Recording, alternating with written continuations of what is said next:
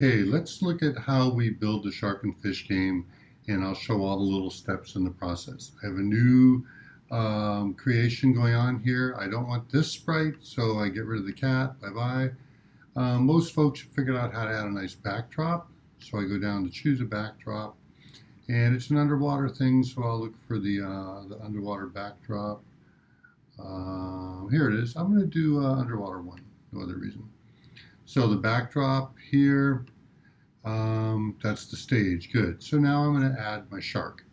By the way, right away, I should give it a new name. I'll call it Mr. B, Shark, and Fish.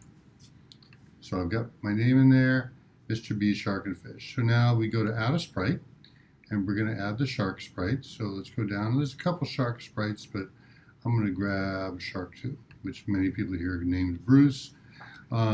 Right away, Shark 2 is not very useful, so I'm going to call it Shark. And then right away, I'm going to look at the costumes. And it's got 3 costumes, and I know I'm going to use them 3. He's going to swim, bite, and then be sick, but I'm going to change the names. So I don't want that to be Shark 2. I'm going to be closed.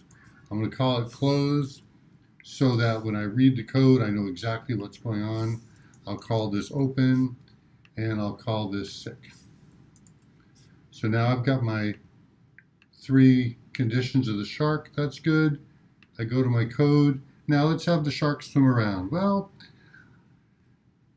I'll do the mouse tracking because it's quick and easy. So when the green flag is clicked, I need a forever loop. And I need to tell it to point towards the mouse. So that's going to be motion. Point towards the mouse pointer, and then move 10 steps. That's pretty fast. I'll slow it down. I'll tell it to move 5 steps. So let's test it. We click that green flag, and here it is. Oh, but look, he's still in his, first of all, he's got that vibrating thing. We talked about how to fix that. I've got to only invoke that moving command if the distance to the mouse pointer is greater than 10.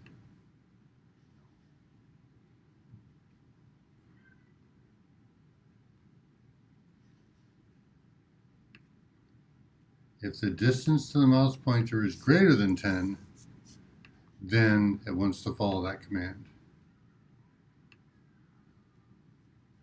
So, hit the green flag, and when he catches the mouse pointer, nothing happens.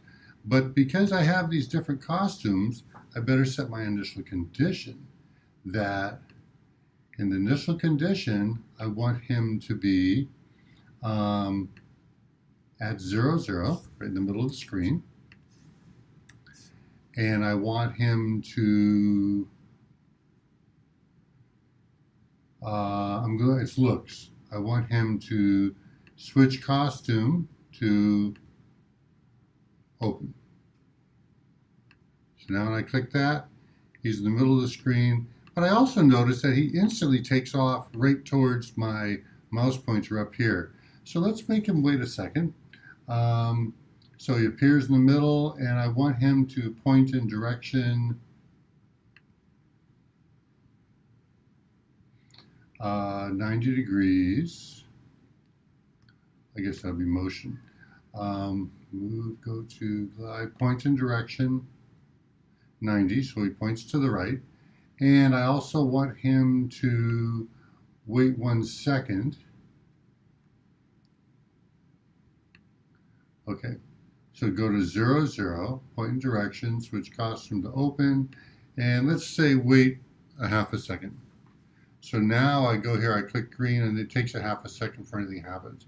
I don't want him to have his mouth open when he swims, it's closed. So here we go. So there's the initial conditions, and now I've got control of the shark. Now I've got to add a fish. So I go down here, and I add a fish.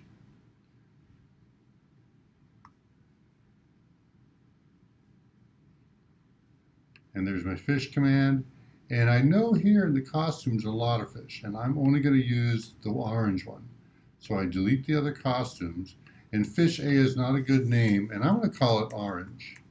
I don't want to call it fish because I want to be able to look at the game and instantly know which one it is. This guy is way too big, so let's make him down to a size 30. That's good.